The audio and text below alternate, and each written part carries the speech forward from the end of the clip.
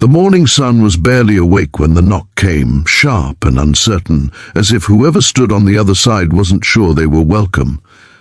I remember sitting frozen at the small kitchen table, coffee untouched, heart pounding for reasons I didn't yet understand. When I opened the door and saw her standing there with 2 worn travel bags and eyes swollen from crying, I realized that sometimes a single honest sentence can quietly dismantle an entire life and begin building a new one at the same time. If you believe in kindness, second chances, and the quiet power of empathy, take a moment right now to like, comment, share, and subscribe to Kindness Touch. Your support helps stories like this reach hearts that may need them the most. Her name was Maribel Hayes, and until that moment she had only been my neighbor. The kind you exchange polite nods with in the hallway, the kind you hear through thin walls late at night but never truly know. We lived in a modest apartment building that smelled of old paint and detergent, the kind of place where lives brushed past each other without ever really connecting.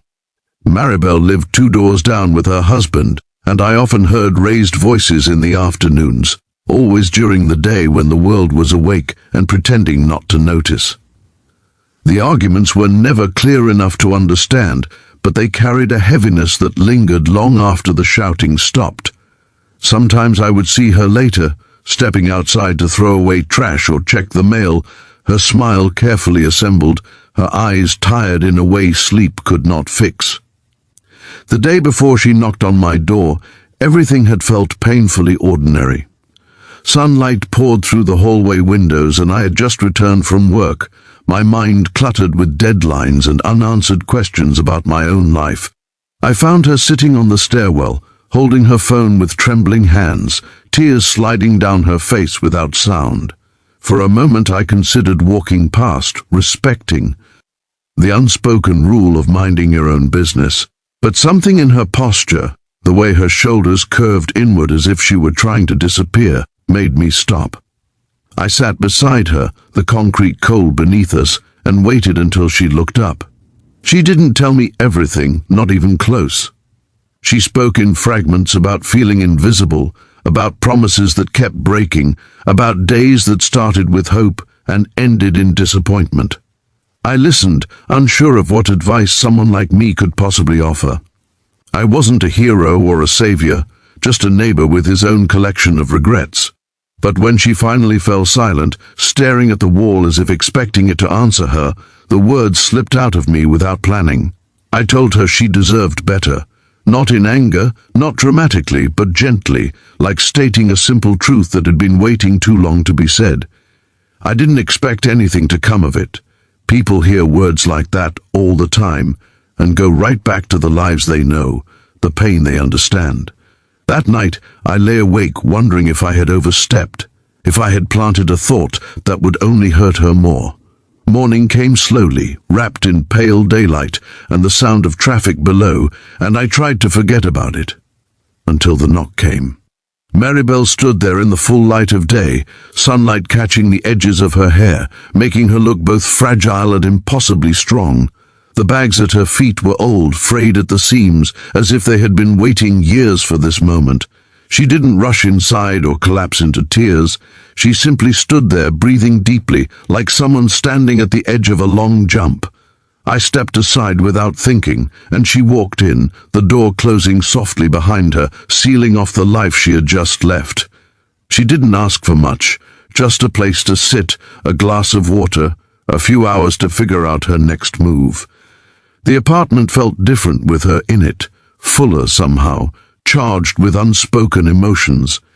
As she rested on the couch, staring out the window at the bright morning, she began to talk again, more clearly this time. She spoke about years spent shrinking herself to keep the peace, about dreams she once had of opening a small bakery, about how every attempt to grow had been met with resistance or ridicule. The hardest part, she admitted, was not the arguments, but the silence that followed, the way her presence seemed optional in her own home. I listened, making coffee, offering tissues, letting her story fill the space. I could see the conflict in her eyes, the fear of the unknown wrestling with a fragile sense of relief. Leaving, even temporarily, meant stepping into uncertainty. It meant facing judgment, loneliness, and the terrifying possibility that starting over might fail. But staying meant slowly disappearing, day by day, until there was nothing left to save. The hours passed, sunlight shifting across the floor, marking time in quiet increments. I offered practical help, numbers to call, places to consider, but mostly I offered something simpler. I stayed. Sometimes that is the hardest and most meaningful thing you can do for another person. By afternoon, she had arranged to stay with her sister for a few days. Before she left, she stood by the door again, the same place where the day had begun, and her eyes met mine with a steadiness I hadn't seen before. There was gratitude there, yes, but also resolve. After that day, life didn't magically become easy for either of us. Maribel faced difficult conversations, uncertain finances, and long days of doubt. I returned to my routines, but something had shifted inside me too. Watching her choose herself forced me to confront the ways I had settled, the dreams I had postponed out of fear. We stayed in touch, meeting for coffee during the day, exchanging updates and encouragement. She found part-time work at a local cafe, waking up early, flour dusting her hands, a small smile returning to her face with each passing week. I could see her confidence rebuilding, slowly but surely, like a house being repaired brick by brick.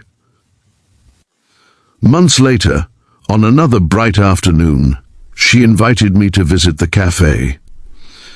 The place smelled of fresh bread and cinnamon, sunlight streaming through the windows, customers chatting softly. Maribel moved behind the counter with purpose, her laughter lighter, her posture open. She looked like someone who had reclaimed herself. As I watched her hand a pastry to a smiling customer, I realized how close she had come to never finding this version of her life. All it had taken was one honest moment, one sentence spoken without certainty of its impact. This story isn't about grand gestures or dramatic rescues. It's about the quiet power of seeing someone clearly and daring to tell them the truth with kindness. It's about how change often begins in ordinary places, in stairwells and kitchens, in the middle of an unremarkable day. Maribel didn't need someone to save her. She needed someone to remind her of her worth, and then she did the rest herself. If this story touched your heart, if it reminded you of someone who might need encouragement or of a moment when kindness changed your path, please take a moment to engage with this video. Your likes, comments, and shares help keep these stories alive and reaching those who may feel unseen. And before this story ends, I have one special request. Please comment below with the words "You deserve better" if you believe that sometimes a single compassionate sentence can become the beginning of a new life. As the sun set that evening, casting long shadows across the city, I thought about how easily we pass each other without truly connecting. How many Maribels are out there, waiting for someone to listen, to care, to speak a truth they already feel but are afraid to accept. Sometimes the most ordinary day can become the turning point of a lifetime, and sometimes all it takes is the courage to say what the heart already knows.